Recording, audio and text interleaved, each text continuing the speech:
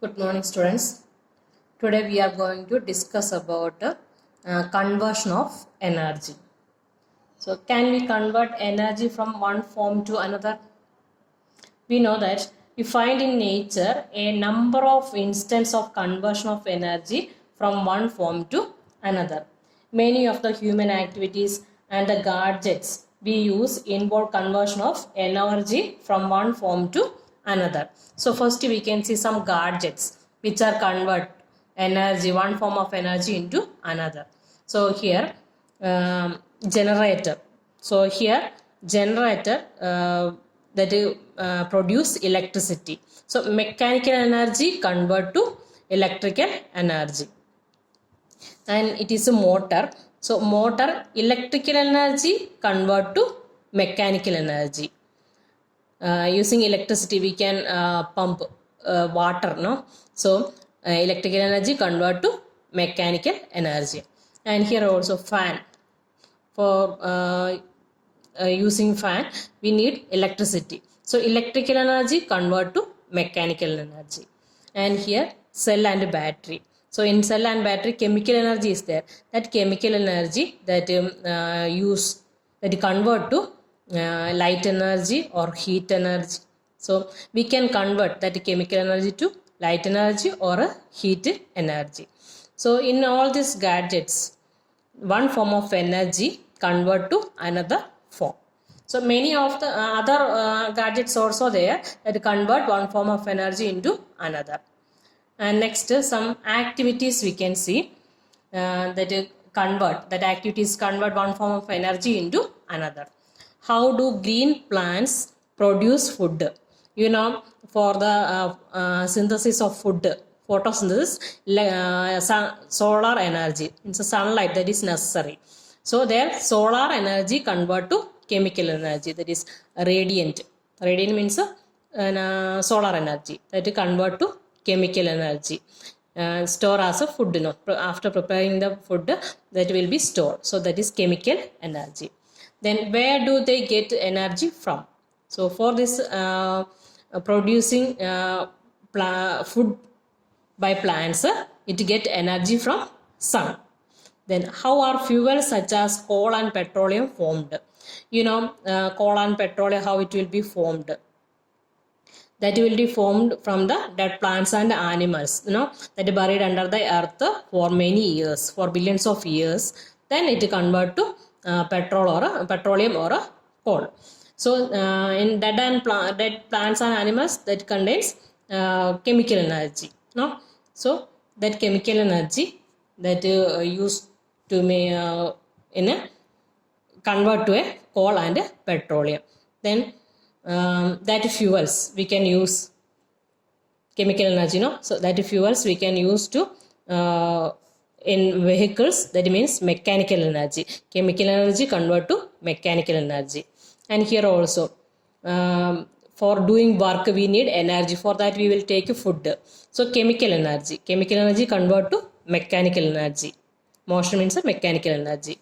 And electricity we can use for light, and as well as produce heat energy also, that is thermal. Heat energy means thermal. Electrical energy convert to thermal energy.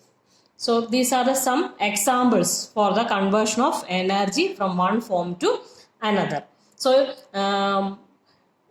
first question it was that can we convert energy from one form to another? So it is possible. Energy can convert one form to another, that is possible. Then how it is possible and how is it, we can see. For that one activity it is given in the book, activity 11.15. okay. So if energy will convert from one form to another, if there is any loss in energy, that we can see. An object of mass 20 kg is dropped from a height of 4 meters. Then fill the blanks in the following table by computing the potential energy and kinetic energy in each case. Take G equal to 10 meter per second square. That is a question. Okay. So the columns it is given. Now object, the position of the object is 4 meter above the ground. Okay, so that is the initial position of the object, 4 meter above the ground. Then calculate kinetic energy and potential energy. It is potential energy mgh and kinetic energy half mv square. For that, first we can calculate potential energy. Potential energy is the formula mgh. So m 20 and g, that is 10, into height it is 4 meter. So that is by multiplying it is 800 joule. Then what is the kinetic energy of the object at that position? Kinetic energy half mv square, then half of 20, mass 20 into v square. V square means velocity, that is 0. Now object is in the stationary position, so velocity 0. So there is no kinetic energy, that is 0 joule only, no kinetic energy. If we will take the sum of these two, potential energy and kinetic energy, that is equal to 800 joule. That is here we can write it. Then next we can calculate if object drop from a height, then it travel 1 meter from that initial state. So what is the, now the height it is 3 meter above the ground, because 1 meter it drop. Then height it is 3 meter. So potential energy mgh 200 into 10 into height it is 3 only. Then total energy, potential energy, that is 600 joule. Then but now the object it is moving, so kinetic energy also present. Then kinetic energy equal to half mv square. So half of m, that is 20, and v square we can calculate using this formula. V square equal to u square plus 2gs. And u square, that is a 0, because initial velocity 0, and 2 into g10 into, now the distance traveled by the object, that is 1 meter only, because from 4 to 3. So distance traveled 1 meter, that is into 1. So by simplifying it is 20 only. V square equal to 20, that is here 20. Then total kinetic energy, that is 200, that is 600 and 200. If you will take the sum of this, that is 800. Then again object travel 1 meter more.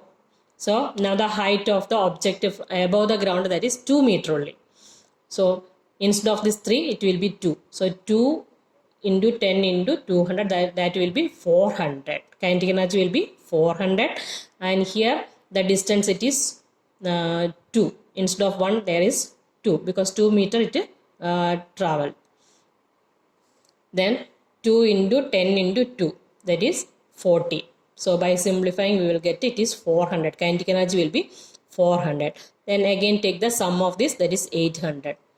Then object again move forward, move downwards. So 1 meter more, that means height above the ground, that is 1 only.